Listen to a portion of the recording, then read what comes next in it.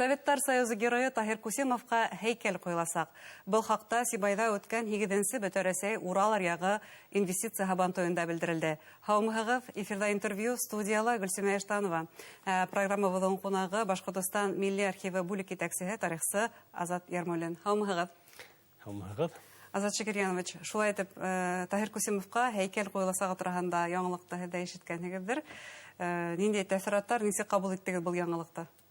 Шатлыклы исламта яңалык, чөнки Таһир Кусимов ул ниндәйдер кимәлдә багалап бетмәгән безнең каһарманыбыз дип исәпләйм, чөнки исламта ул менә без легендар дивизия турында һөйләйбез, легендар дивизиялары безнең 112-нче башкорт кавалерия дивизиясында оның тоткан урыны исламта зур, әһәмияте зур, ул зур батырлыктар күрһәткән, ошо дивизияның алгыһыҙлығында йөрөгән командир битендә шуңа күрә лә лайыклы шәхес, иншалла, Сибай ҡалаһында һәйкәл күрергә яҙһын.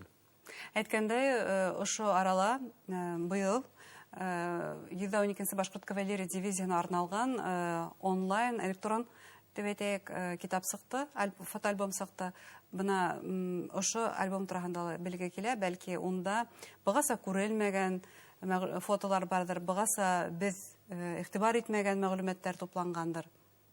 Исламта былтыр Башкортстан Республикаһының Милли архивы ошондай ҡарарға килде инде. Мына быйыл бит инде дивизияның юбилейы, 25 йыл дивизияның ойошторолоуына ноябрь айында билдәле булмаса бит инде ул көн дивизияның көнө итеп 13 ноябрь атала. Шуңа күрә лә ошо юбилейга, датага без инде ошо альбомды әҙерләргә дигән ҡарар иттек, сөнки мына төрлө ердә төрлө сығанаҡтар буйынса ул дивизияның матур-матур фотографиялары күп, әммә ҡайҙа төшөрөлгән, нисегерәк, хронологияһы буйынса нисегерәк булған, әле бүген көндә әле айырым-айырым китаптарда йыйылған, әммә дөйөм генә ҡараш юҡ. Мына ул темаға мин байтаҡ бер 10 йыллап элек тотонған инем.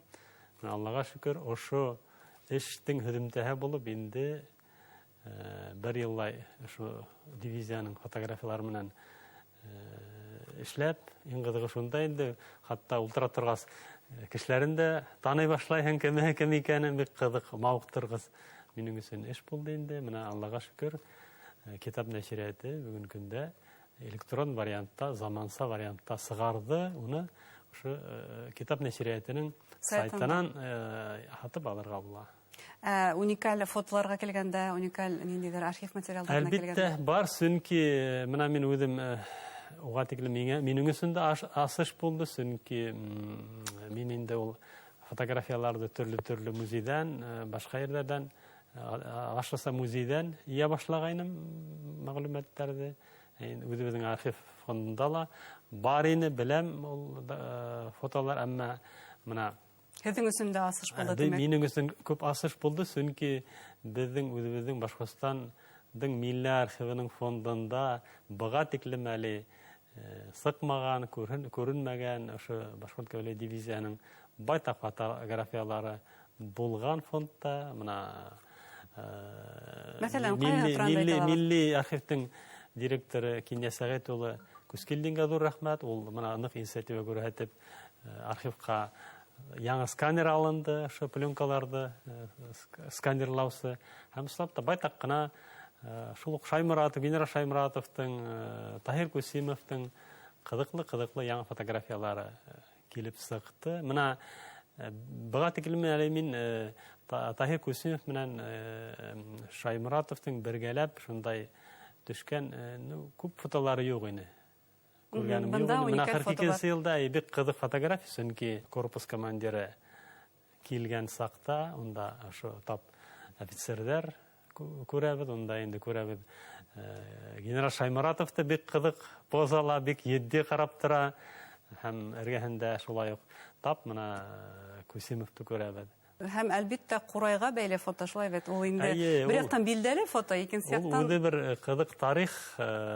Баҡый Вәлиев һуғыш ветераны, Сибайҙа йәшәне, мәрхүм. Ул мына хәтирәләре һаҡланған беҙҙең архивта. Хәтирәләре китапҡа ингән, һаҡланған, бик ҡыҙыҡ хәтирәләр ҡалдырған ул Таһир Кусимов тураһында. Мына Таһир Кусимов бала саҡтан сығып киткән бит инде. адак хәрби хезмәттә йөргән гомер буе, шуңа карамастан шундай уның теге башкортлык күңелендә нык һөю булган һәм бигрәк тә Курай нык яратты дип язган. Ул миңа ла һөйләне, мин интервью алганда. Һәм ул ошо Бакый Вәлиев уның полкында хезмәт иткән һәм вакыты менән ял мәлдәрендә шул Курай уйнатыр булган инде. Әмма менә 40-нчы елда Днепр аша сыкканда шул Кураемды югалды. Шундай шул Курай югалгас Таһир Күсеев нык бошынды кайгырды дигән. Хатта һине хәзер кайтарып берәм Башкортстанга Курай алып кил дип. Шулай дип әдрәк әрләп тә алды, шелтәләп тә алды. Әмма без беләбез, Курай бер мәлдә килә. теге зенитчылар немец самолетын атып төшергәйне, Таһир Күсеев әйтте, барып алыгыз Курай эшләгән дип һәм ислап та ана шул көпшәнә эшләнгән Курайын ул күрһәтеп бүген көндә шул Курай менән Берлинга барып йетеп, башкорт моңдары уйнап, бүген көндә инде Сибай калаһының музеенда һаклана. Менә ислап та бик кызык тарих ул. Минең өчен иң кызыгы бында саңгыма төшкән фото булды. Чөнки без башкорт атлыларын тик атнан төшкән фотоһын күрәбез, ә бында саңгы. Уның да үзе бер кызык тарихы бар. Чөнки менә ул инде Башкортстанда дивизияның оештыру мәле менән бәйле. Менә ошо 275-нче кавалерия полкының командиры була бит инде Таһир Күсемов. Оның комиссары була Сәгыйть Әлибаев. Шулай билдәле дәүләт эшмәкәре. Ул бик кызык хәтерләр язып калдырган. Менә шул ел башында, 40-нчы ел башында Таһир Күсемов килде, Башкортстанга кайтты, уны фронттан ебәргәннәр бит инде. Һәм тик килеп менән шундай бик гайяр, бик әүдем командир булды, дивизияла нык эштәр китте. Ул дивизияла солдаттарның бигрәк тә физик әзерлегенә нык игътибар итте. Көн дә тибеде, атта йөртә торган иде һәм бик кызыгы шунда, февраль айында хатта саңгы буенча ул ярыштарда оештырган һәм шул ярышта үзе беренче килгән ди. Һәм менә әле без күргән фотография. Командир. Сапта бик кызык фотография хакланып калган шул. Тагы ла бер фото игътибарыгызны әлбәттә, ул да булса язучы Константин Симонов менән сорашуы. Беләбез, материал язып чыгара язучы Константин Симонов безнең башкорт атлылар турында һәм бына ошо фотода улар ханландырган ошо сорашу. Ул шулай бик кызык, чөнки менә уйлап карагыз. Башкортстан милли дивизияны фронтка дата, шундай наказдар менән хөкүмәт. Әмма ул дивизия фронтта үзе ничек күрһәтә? Ул зур яуаплылык. Башкорт халкы өчендә, хөкүмәт өчендә, ил өчендә, әмма башкорт атлылары сапта ханатмай. Менә июль башында беренче фронт хыдыгына килә дивизия һәм беренче ошо немец гаскәрләре менән берлештәрдә нык итеп күрһәтәләр, үзләрен батырлык күрһәтәләр. Һәм шул мәлдә үк менә июль азагында инде дивизияның, башкорт дивизияның даны инде бөтә фронтка илгә тарала. Шуңа күрә инде Константин Симонов билдәле язучы журналист килеп ошо дивизия турында мәкаләләр әзерләй, һөйләшә. Һәм мөнәсәбәт шул фотографиялар бик кызык.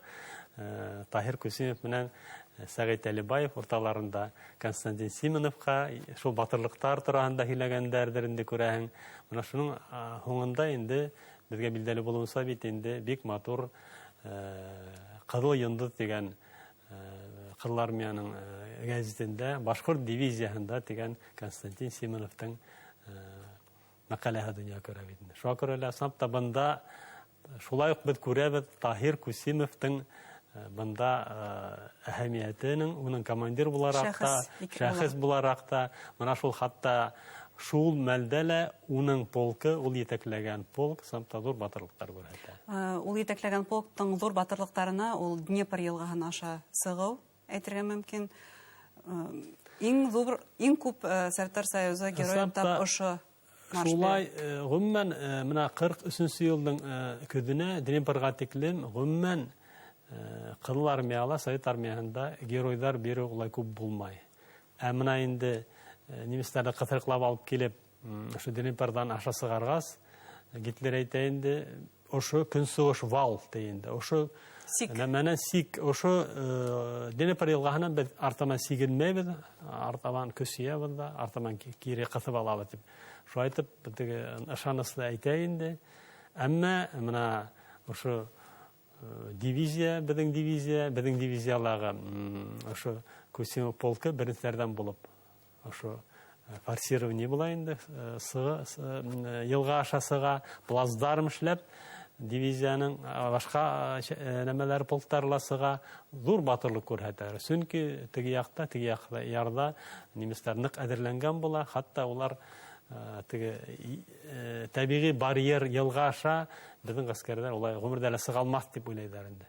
Әмма шундай ут, артиллерия, пулемет һәм башка ут астында безнең башкорт атлары сапта каһарманлык күрһәтеп үз бурычларын үтәйләр инде. Һәм сапта ошо мәлдә, ошо безнең дивизия бит инде сапта теге бөтә кавалерия дивизиялар нәмәһендә бердән-бер дивизия бит инде Советтар Союзы геройларының ханы буенча.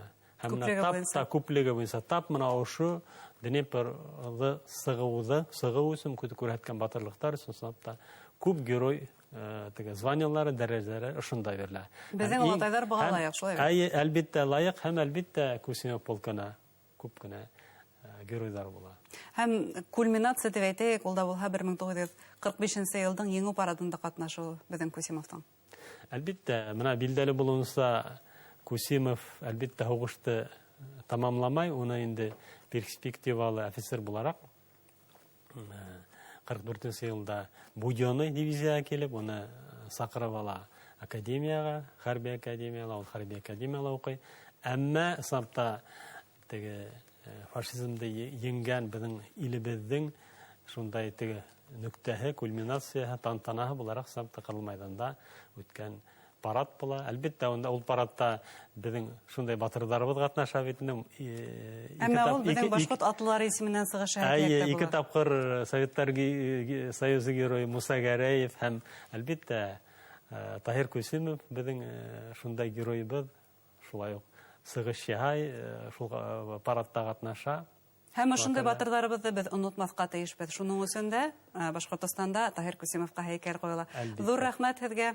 Хөрмәтле тамашасылар, студиябыҙҙың ҡунағы, тарихсы, Башкортостан милли архивы бүлек етәксеһе Азат Ярмуллин булды. Иғтибарығыҙға зур рәхмәт.